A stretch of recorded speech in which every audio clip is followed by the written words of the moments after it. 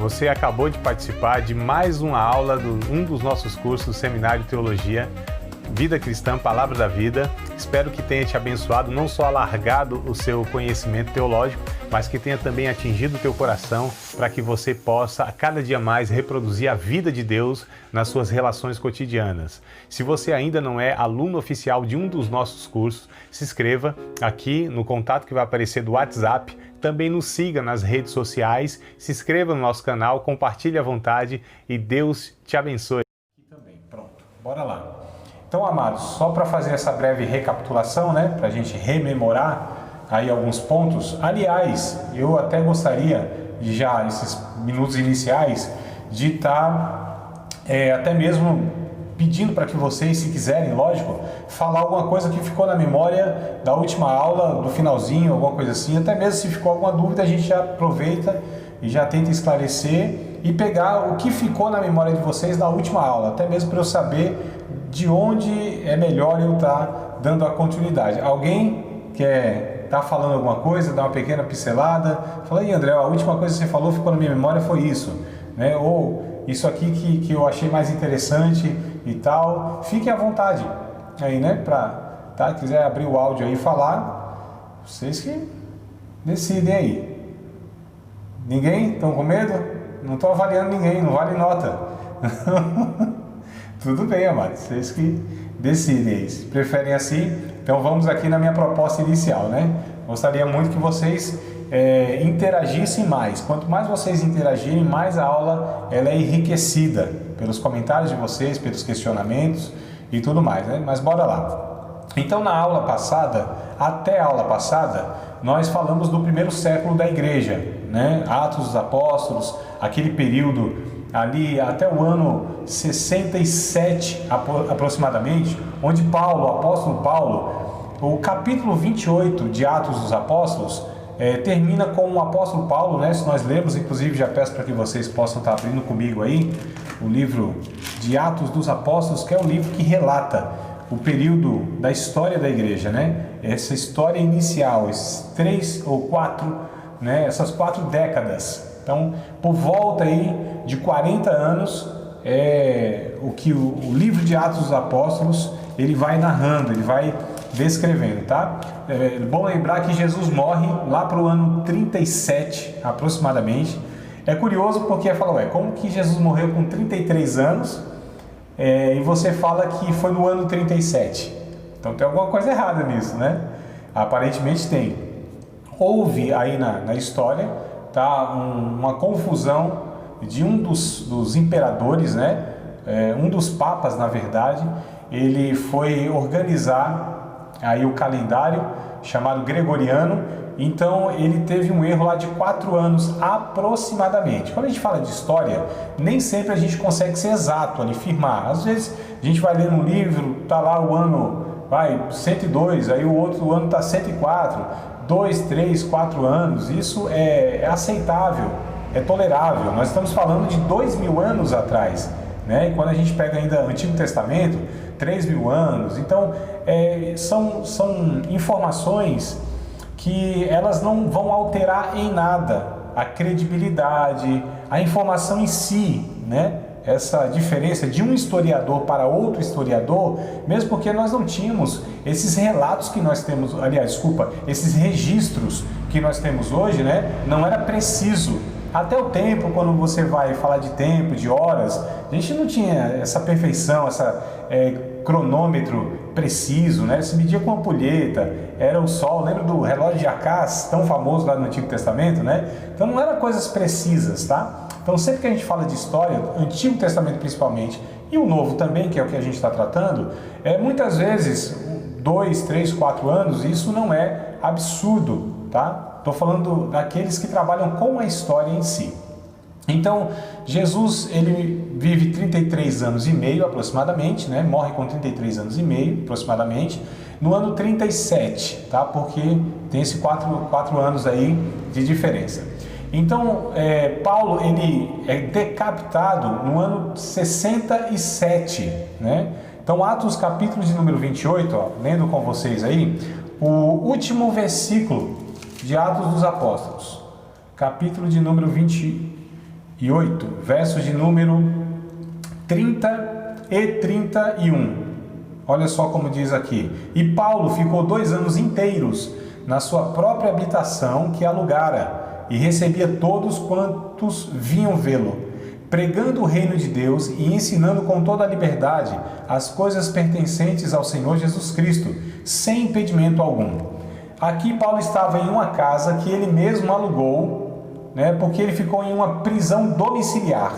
Paulo foi preso em torno de 3 vezes, escapou da primeira, escapou da segunda, eu estou falando da sentença de morte, mas na terceira ele não escapa. E ele vai relatar isso na sua segunda carta a Timóteo, lá no capítulo 4, versos número 8, 9 e 10, onde ele vai dizer: combati o bom combate, acabei a carreira, guardei a fé, agora a coroa de justiça, me aguarda, não só a mim, mas todos aqueles e tal, e tal, e tal.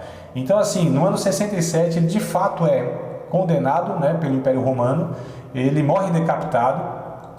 3 anos antes, no ano 64, o imperador era o Nero, muito conhecido na história, megalomaníaco, doidão, 13, camarada era louco, matou a mãe, um cara doido.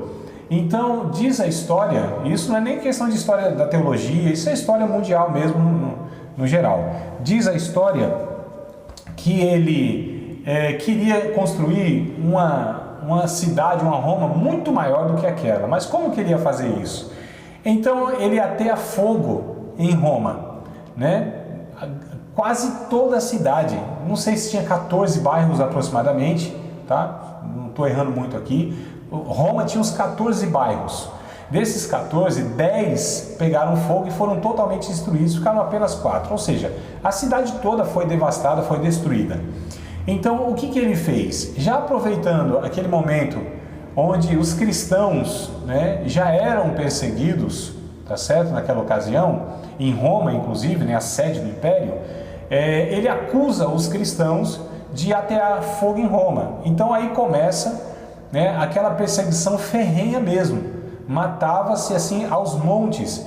E nesse período, todo o Império Romano, Paulo já tinha evangelizado, Paulo já tinha plantado diversas igrejas. Só no Novo Testamento ali nós temos cartas para 13, aliás, nós temos 13 cartas de Paulo, para diversas igrejas em todo o Império Romano, tá? E fora outras que ele não registrou e tal, mas que ele alcançou. Isso é registrado em Atos dos Apóstolos e até em algumas cartas, as regiões e tal. Ele desejou ir para a Espanha, não deu tão certo, foi para outro lugar, enfim. As 3 viagens missionárias de Paulo, e durante esses anos todos aí, 30 e tantos anos, que ele, 35 mais ou menos, que ele exerceu o seu ministério de missionário, ele de fato evangelizou. Ele diz isso em Colossenses, aliás, Deixa eu confirmar aqui, só para dar referência para vocês. Na carta dele à igreja, lá de Colossos, acho que é isso mesmo, Colossenses, capítulo de número 1, verso de número 23. Então, Colossenses 1 e 23.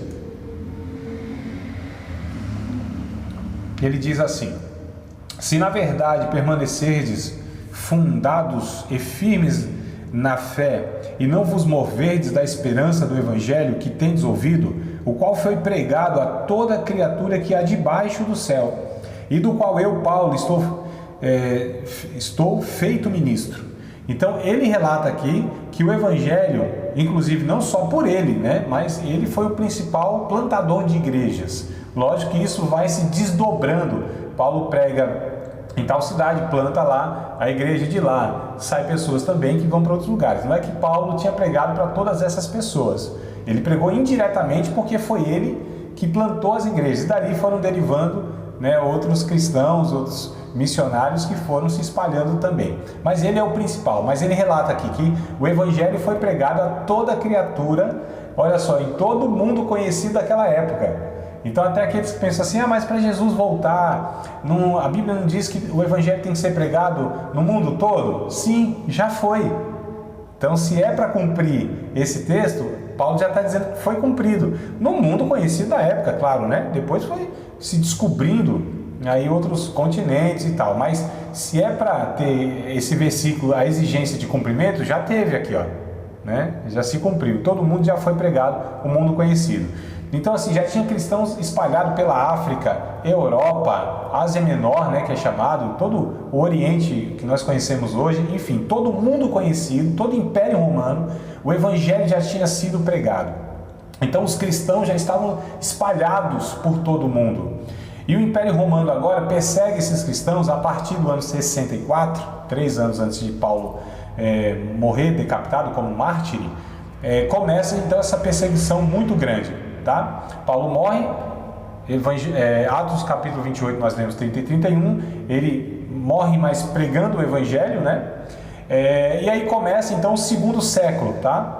O último apóstolo a morrer é o João, ele morre inclusive no ano 96, 97. Então olha só, acabando o século mesmo, né? O último apóstolo a ser martirizado. Eu mandei 2 vídeos para vocês no grupo, não sei se vocês conseguiram assistir. Se não conseguiram, assista. Assistiu lá, Robson? Conseguiu? Então você viu lá, né? Douglas também, Valdir, que ótimo. Então vocês assistiram, então vai me facilitar aqui e vai até ajudar então nas informações. Vocês viram lá então cada apóstolo, né? Onde morreu, quando morreu e de que forma morreu. Eles morreram, né? Então aparece lá, o Pedro de cabeça para baixo, que disse que não era nem digno de ser crucificado como seu Senhor. O André, meu xará, né, morre crucificado em uma cruz que é em X. Tanto é que hoje nós conhecemos como a cruz de Santo André, né, aquela cruz em X. Não é isso? Sim, Robson, pode falar.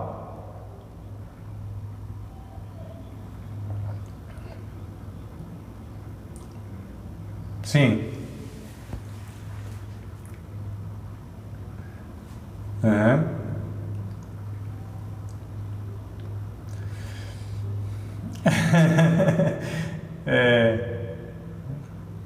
Isso. Então,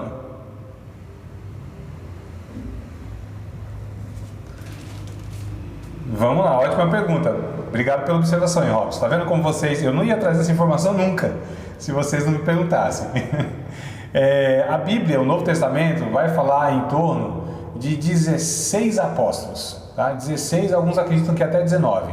Mas os 12 a gente chama de colégio apostólico. Esses foram de fato só os 12, né? Só aqueles 12 discípulos desde o começo lá. Só vai entrar mesmo Paulo, e ele vai dizer, né, que ele entrou como um abortivo, ou seja, um que nasce fora de tempo, né? Ele não se achava digno de ser chamado de apóstolo de Cristo como os outros, porém depois ele vai defender o seu apostolado. Na primeira carta aos Coríntios, capítulo de número 9, a gente vê lá capítulo de número 15, verso 10, por exemplo, aliás, capítulo 15, né? Não só 10 não. Ele vai defender o seu apostolado. Então Paulo é o que é introduzido aí, né? Morre o Judas, e eles elegem lá Matias, aquela coisa toda, mas me parece que aquela decisão talvez não seria a decisão mais adequada. Ficou espaço, né? Porque Judas ele se suicida, ficou 11. Talvez eles, naquela mente ainda judaica, religiosa, tinham que introduzir mais um. Bom, enfim. Mas Paulo é aquele que é escolhido, né? Em Atos capítulo 9, o próprio Deus vai dizer lá para Ananias que ele é um vaso escolhido e etc e tal. Então fecha-se ao chamado colégio apostólico, que são 12. Mas a palavra apóstolo quer dizer enviado. Apóstolo hoje nós entendemos que é o missionário, tá? Apostelo, o enviado. Então, os 12 apóstolos é uma coisa, algo específico, único e que não há continuidade. Então, só que a Bíblia vai falar de Barnabé, vai falar de Tiago, irmão de Jesus. Não, teve 3 Tiagos, né? Tiago, filho de Alfeu, Tiago, filho de Zebedeu, e Tiago, irmão de Jesus, que se converte depois da sua ressurreição, né? Então tem um bocado de gente aqui também que a gente fala, mas não é a mesma pessoa? Não é. Quando a gente estuda Atos dos Apóstolos, a gente vai ver que o Tiago, o filho de Zebedeu, que é irmão de João, ele morre no capítulo 12 de Atos, não é? Ele morre lá pela espada de Herodes, aí depois prende inclusive Pedro para matar no outro dia, mas Deus vai lá e envia o anjo, realiza aquele milagre e tal. Então assim, é chamado, eu posso até passar os versículos lá no WhatsApp se vocês me cobrarem lá, tá? Agora eu não me lembro exatamente todos, né? Capítulo 9, a gente vai ver lá, alguns chamados de apóstolos, capítulo 9 de 1 aos Coríntios, capítulo 13 também, versículo 1, 2 em diante, alguns apóstolos, fora esses dos 12 eu estou dizendo, tá? Barnabé é chamado de apóstolo, o Tiago, irmão de Jesus, é chamado de apóstolo, que é quem escreve a carta de Tiago, que não faz parte, esse Tiago não são aqueles dois que eu te falei, que são dos 12. Eu estou complicando ou estou conseguindo passar para vocês aí? Ficou meio confuso agora? Tranquilo? Então assim, tinha 12, essa é a resposta, tinha 12 apóstolos, que é o colégio apostólico. Mas tem outros chamados de apóstolo, mas não como esses apóstolos, discípulos de Jesus, os primeiros foram chamados, tá? E sim no sentido de missionários, aí sim. Então nós vemos pelo menos aqui 4 que eu tenho de memória, 4, então vão dar 16. Alguns até querem considerar que tem mais 3 lá, mas eu garanto para vocês que biblicamente nós temos 4 homens chamados de apóstolos, no sentido de missionário, que é o que aparece em Efésios capítulo 4, versículo de número 11. Ele mesmo, Jesus, deu uns para apóstolos, olha, profetas, evangelistas, pastores e doutores. Então há aqui apóstolos no sentido de missionário, tá bom? Tranquilo, Robson, esclareceu? Tá?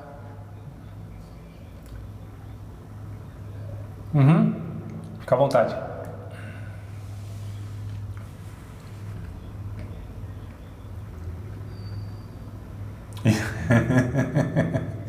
Isso é. Vamos lá, para o pessoal ali da filmagem ali saber o que a gente está conversando aqui, eles não têm acesso ao áudio. Os apóstolos de hoje, se esses apóstolos de hoje, eles devem ser considerados como esses apóstolos. Bom, então vamos lá, a gente precisa dividir primeiro. Colégio Apostólico 12, único, fechado. Daqueles lá, Paulo foi o último, né? Era necessário ter visto Jesus ressurreto. Então Paulo viu. Mas isso é consenso, não tem nenhum teólogo da linha protestante que vai discordar disso.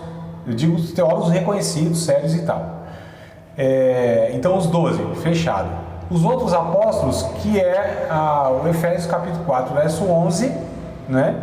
Que é o missionário. São esses ministros que Deus deu para a igreja, apóstolos, profetas. Agora, ainda assim, no meio protestante, esses dois aqui, alguns entendem que não há mais, ou seja, apóstolos e profetas. Porém, é porque eu acredito que eles não entendem ou não entenderam que esses apóstolos e esses profetas, do capítulo 4 e 11 de Efésios, não são os apóstolos como os 12 e nem os profetas como do Antigo Testamento. Também não dá para a gente colocar eles como sendo o mesmo ofício. Então, esses apóstolos são os missionários que nós chamamos hoje, e como eu disse, já tem lá 4, no mínimo, que são denominados Barnabé, o Tiago, mais 2 lá que me fugiu o nome, tá? Mas eu vou passar para vocês as referências. O profeta também, no Novo Testamento, nós vemos Judas, outro Judas, não é o Iscariotes, não, que aquele lá já não faz tempo que não participaram de mais nada em Atos dos Apóstolos.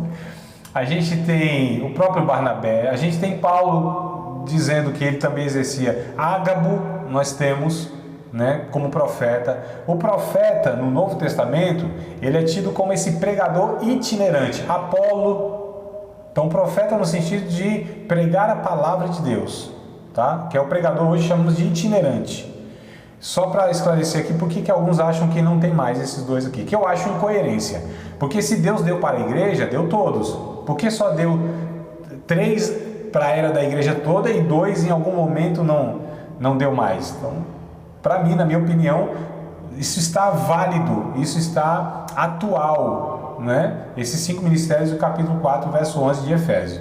Então, evangelista, pastor e mestre, tranquilo, tá? Mas a pergunta é, hoje nós temos esses apóstolos, que se denominam apóstolos. Eu acredito que é mais um título de vaidade do que a própria função em si, né? Apóstolo dá aquela questão de, bom, é superior. O pessoal gosta muito, né? Infla o ego.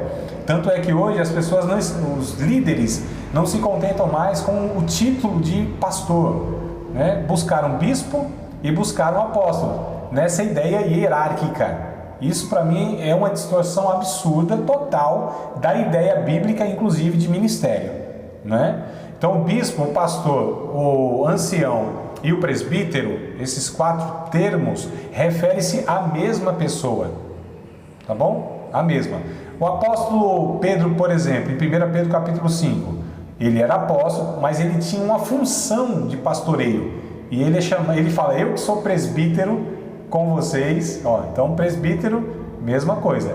Quem deseja um episcopado, 1 Timóteo capítulo 3, excelente obra deseja. Quem é o episcopos? Também é o pastor, na função de vigilante, né? De bispo. Atos capítulo de número 20, versículo número 27. O texto lá, inclusive, vai ter os 2 termos, né? O Espírito Santo vos constituiu bispo para pastoreares a igreja de Deus. Então, pastor, bispo, ancião e presbítero é a mesma pessoa em atribuições diferentes. Tranquilo isso aí para vocês, amados? Tranquilo? Então, assim, apóstolo hoje, para mim, é totalmente equivocado, é mais título de vaidade. Se hoje a pessoa, ela tem Primeiro assim, amado, é um grande erro também as pessoas acharem que esses termos, eles referem-se a títulos. Eles não se referem a títulos, e sim a funções. Tá certo? Ou seja, quem é o pastor? É aquele que pastoreia. Se o cara não pastoreia, mas tem um título de pastor, fica algo assim, sem sentido algum, né? É a mesma coisa que eu falei, não, o cara é presidente, mas ele é presidente, mas ele não exerce a presidência, não tem como, né? É um ex-presidente, tá? Mas não tem ex-pastor. Ou o cara é pastor porque cuida de vidas, pastoreia ou não é. Então, não é título, é função, tá? Então, nas funções, eles estão equivocados se ele tem um título de apóstolo e ele pastoreia a igreja. O apóstolo deve ser o missionário, aquele que está no campo, anunciando Jesus, tá? E o que Paulo mostra, que o apóstolo clássico é aquele que vai onde Jesus não foi anunciado ainda e anuncia o evangelho. E não vai, ele ainda disse, eu não fui pregar o evangelho em tais e tais lugares para não edificar sobre fundamento alheio. Então assim, vou em Nova York ser missionário, vou em São Paulo ser missionário, vou em Lisboa ser missionário. Amados, aí fica fácil. Eu quero ver para um lugar distante, inóspito, né, onde de fato Jesus não foi anunciado ainda. É claro, eu entendo de fato que o missionário também vai onde há um trabalho iniciado. Não tem problema, não é essa a questão. Mas a gente vê hoje que o missionário ele tem que ser um pioneiro. Nós temos um apóstolo hoje no Brasil, eu considero apóstolo bíblico, que é o irmão chamado Ronaldo Lidório. Vocês já ouviram falar no Ronaldo Lidório, não? Procure lá, dê uma googada lá, não vai no YouTube lá, Ronaldo Lidório. Acho que é um presbiteriano, se não me falha a memória, tá? É Lidório, tá? Ele sim, para mim é um missionário bíblico, clássico, né? Ele foi em uma tribo chamada os Concombas, ele anunciou o evangelho, eles não tinham ouvido falar de Jesus. Anunciou o evangelho, traduziu lá a Bíblia para a língua deles, né? Plantou a igreja, discipulou lá pessoas, formou pastores lá e aí foi para outro canto. É o que Paulo fazia. Ele sim, para mim, é um apóstolo, ou seja, é um missionário, aquele que é pioneiro, que vai onde Jesus não foi anunciado ou onde Jesus quase não é conhecido e é uma demanda muito grande. Então, só para a gente esclarecer, apóstolo hoje para mim é título de vaidade, porque se o cara é pastor, quer assumir como bispo, não tem problema, mas não como superior, e sim como uma função, né, de pastorear aquela igreja e outras mais, que é o supervisor. A palavra bispo vem de supervisor. São 4 palavras de origens diferentes. Então, ancião hebraica, pastor hebraica, bispo latim e presbítero grego, que é o Novo Testamento, a gente vê essas línguas aqui, tá bom? Tranquilo?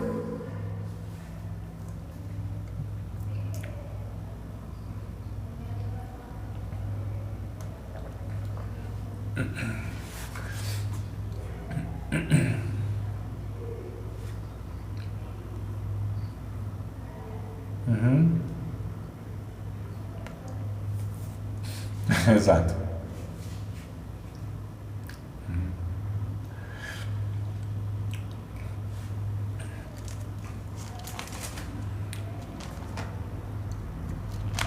É. Uhum. Mas, uhum.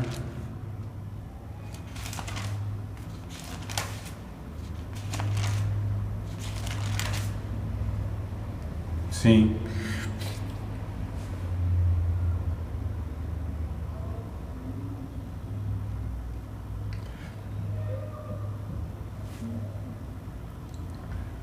Uhum.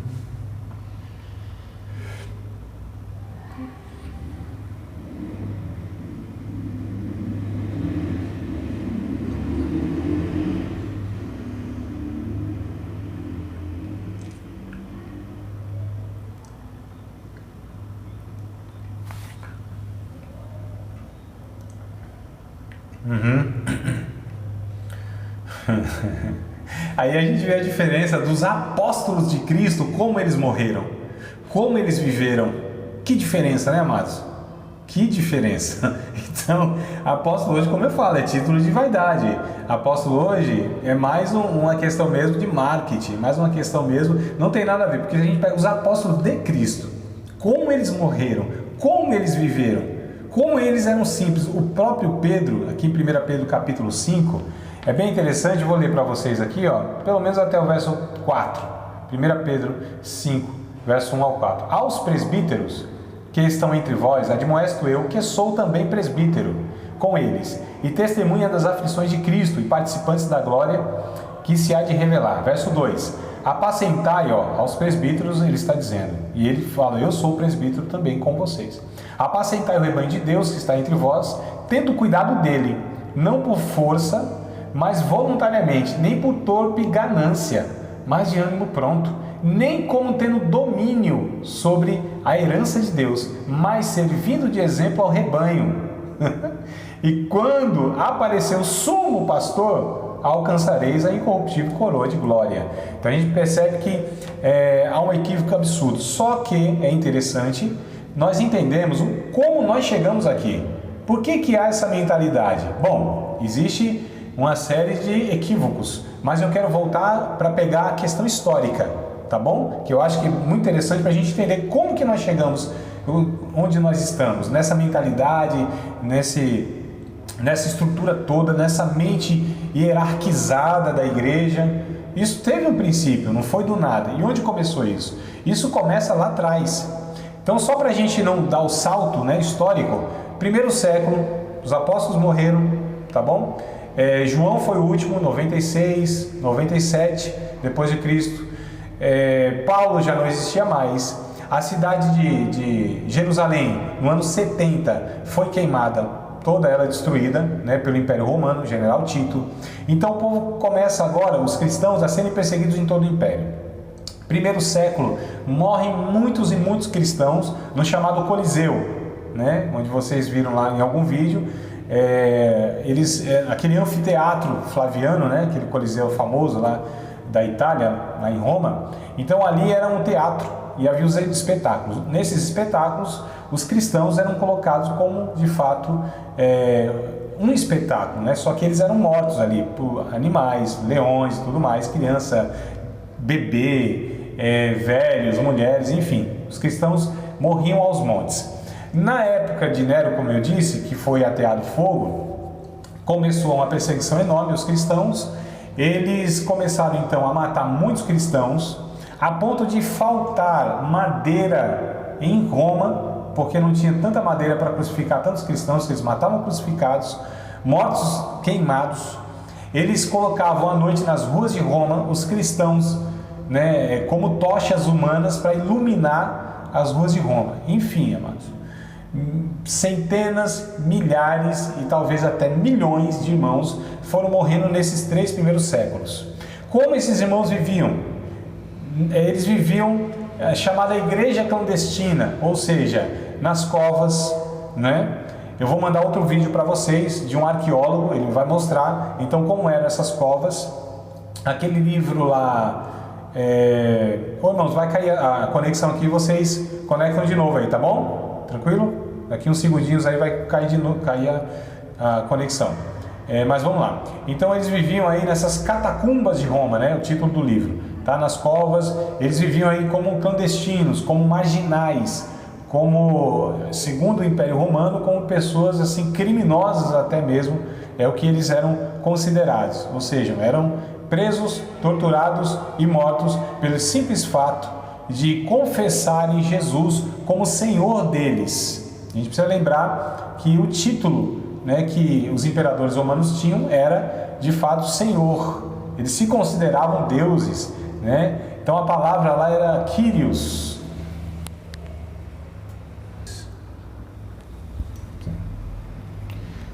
Aí, acho que sim, mas aí depois eu preciso dar uma orientação melhor para vocês aí. Acho que vai ser um pouquinho demorado, mas eu acho que sim. E isso justamente já disponibilizo para isso, para ficar registrado lá, né? Então, não, é porque eu estou, né? No caso, gravando, entendeu? Mas vamos lá. A gente parou aí na questão do primeiro século, né? Onde a igreja foi perseguida. E é engraçado, amados, a gente vai chegar lá, Robson, eu falei a gente vai voltar lá para a gente entender como que nós chegamos aqui, né? Como que a gente chegou aqui nessa realidade nossa. É porque assim, a igreja que nós temos hoje, a configuração, enfim, a ideia que se tem, a forma que se vive, nem sempre foi assim. Então isso foi uma construção ao longo dos séculos, né? Algumas coisas são positivas e muitas outras coisas são negativas, são ruins, fogem do propósito inicial e o projeto de Deus, né, em relação à igreja. Mas é interessante a gente observar esse princípio, então, esses 3 primeiros séculos, e os 3 primeiros séculos, eles têm, eu digo, a forma da igreja viver tem, assim, uma diferença muito grande. Depois desses 3 primeiros séculos, é que a gente vai vendo que a igreja vai se desviando, a palavra é essa mesmo, né? Vai se desviando daquela simplicidade proposta por Jesus. Então a gente vai percebendo que um monte de complicação, né? O homem coloca a mão, a gente sabe que estraga mesmo. Então o que nós temos hoje, na verdade, é um arremedo de igreja, um falseamento de igreja. Quando a gente pega o Evangelho de Jesus, a gente percebe que as propostas, né, evangélicas, as propostas religiosas, institucionais, deixam e muito a desejar quando a gente olha para o Evangelho, quando a gente olha para Atos dos Apóstolos e quando a gente olha esses 3 primeiros séculos da igreja. Mas só para eu dar uma resumida aqui, muitos cristãos mortos, perseguidos, só pelo fato de falarem que o Senhor deles era Cristo, era Jesus Cristo e não era César, né? Porque tinha aquela questão, o imperador se sentia um rei, aliás, rei não, ele se sentia um Deus. Então falava assim, quem é o teu Senhor? É César, né? Nero César e tal. Então, quando era perguntar para um cristão, quem é o teu Senhor? Ele dizia, meu Senhor é Jesus Cristo. Então eles eram mortos só pelo fato de confessar Jesus como Senhor. E é interessante que eles foram acusados. Qual era a acusação que eles tinham? Canibalismo, incesto e rebeldia contra o Estado. Olha que coisa curiosa. Por que acusavam eles de canibalismo? Porque diziam assim, esses cristãos eles estão comendo a carne e bebendo o sangue de Jesus, que era a ceia. Na ceia isso era declarado, né? Só para vocês verem. Eles casam com as irmãs deles, eles chamam de irmãs e casam com elas, né? Porque de fato era o tratamento, até hoje que nós chamamos, né, de irmãos e irmãs, os nossos irmãos de fé. Então eles eram acusados de canibalismo, de incesto e de rebeldia contra o imperador, porque eles tinham outro senhor que não era César. Olha só as acusações que o nosso Douglas está entrando aí, agora acho que ele conseguiu, coisa boa. Então eles eram acusados dessas coisas, amados. Percebam? Quer dizer, eles morriam injustamente, né? Por de fato não serem nem canibais, nem incestuosos e nem muito menos rebeldes, né? Pelo fato de terem um senhor que não era César. Eles nunca se rebelaram contra o Estado nesse sentido, mesmo porque Paulo ensinou lá em Romanos capítulo 13, o próprio Jesus ensinou inclusive que eles deveriam, né, os discípulos dele, exercer a cidadania aqui, quando ele disse, dai a César o que é de César e a Deus o que é de Deus. quando tentaram pegar Jesus lá, né, numa armadilha e tudo mais. Então Jesus também vem ensinando, Paulo escreve isso em Romanos capítulo de número 13. Enfim, esses 3 séculos então foram perseguidos e acusados injustamente de tudo isso aí e outras coisas mais, e então eles viviam como clandestinos, tá? Cultuando, adorando a Deus em lugares assim, cavernas, matas, né?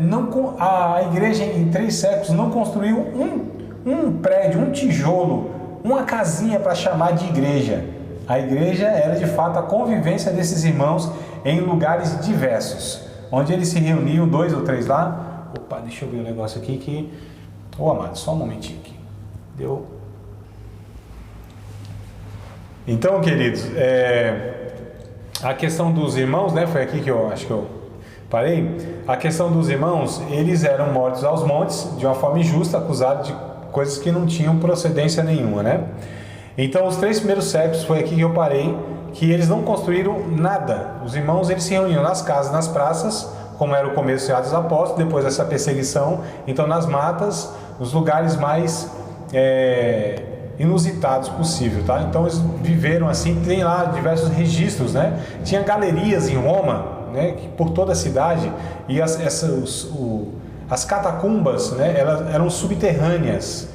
Então a gente percebe lá que muitos irmãos, eles viveram nessas catacumbas toda a vida deles.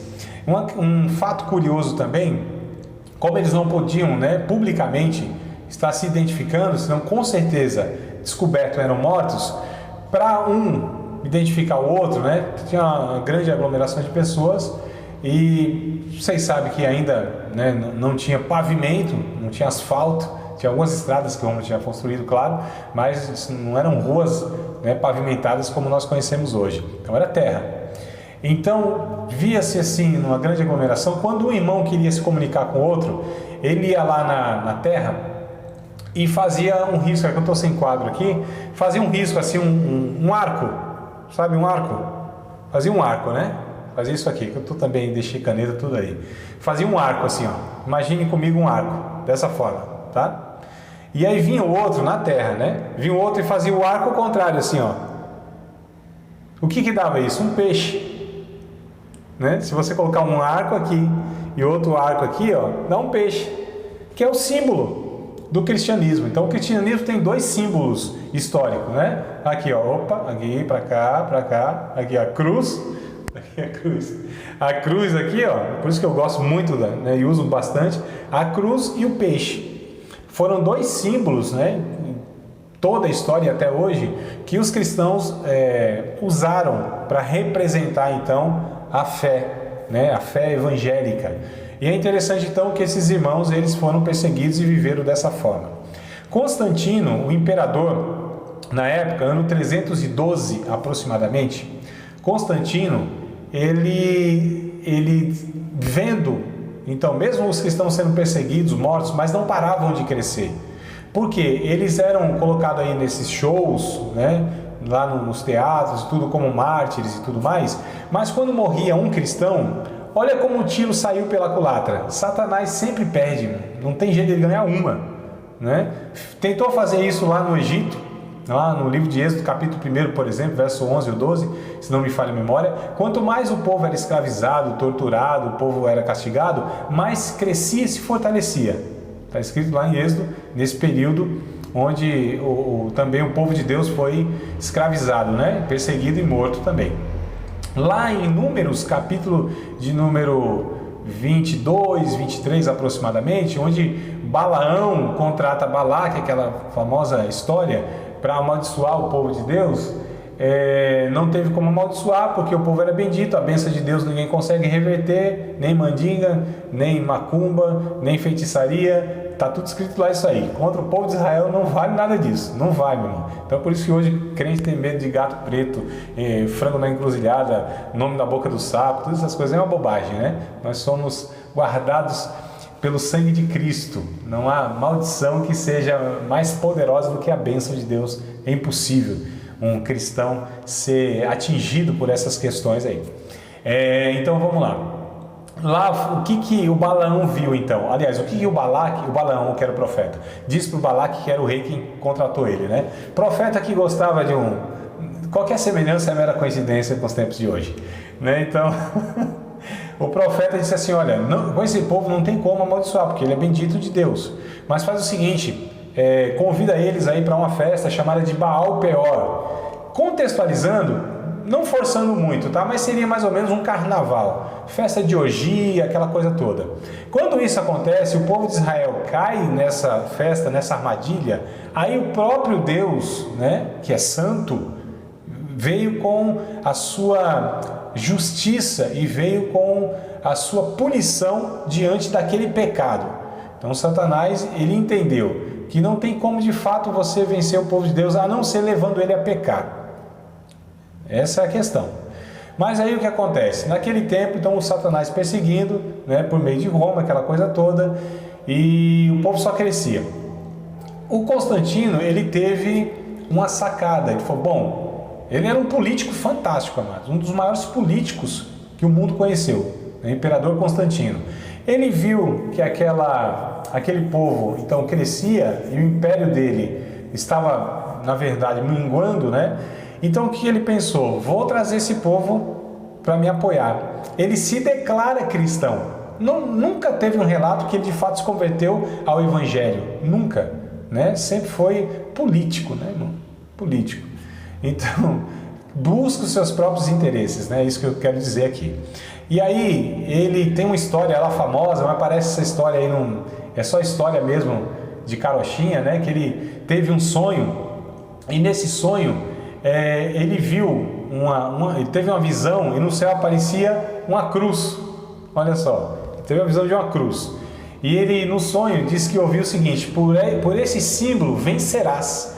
Porque ele tinha saído para uma guerra, ele sai para uma guerra e ele vence de fato essa guerra, ele volta, aí ele declara isso. Então não declarou antes, declarou depois. Acaba ligeiro, né? Declarou depois então que ele teve esse sonho e tal, por essa imagem, por essa cruz vencerás, aquela coisa toda. Ele falou, não, Deus está no nosso lado. Aí ele se declara cristão. Então assim, se o imperador é cristão, quem que não vai ser? Né? Inclusive, para quem era cristão, tinha privilégios, impostos reduzidos, aquela coisa toda. O que ele fez? Aqueles presbíterozinhos, ou seja, os líderes cristãos, marginais, não tinham casa, pobres, viviam em cavernas, foragidos como criminosos, ele começa agora a assalariar. Então os caras da miséria, do anonimato, começaram a ser pessoas ilustres do império, né? Começou a construir então aqui as famosas catedrais, as igrejas. Nasce no ano 313 a chamada Igreja Católica Apostólica Romana, que é a Igreja Católica que nós conhecemos hoje, tá?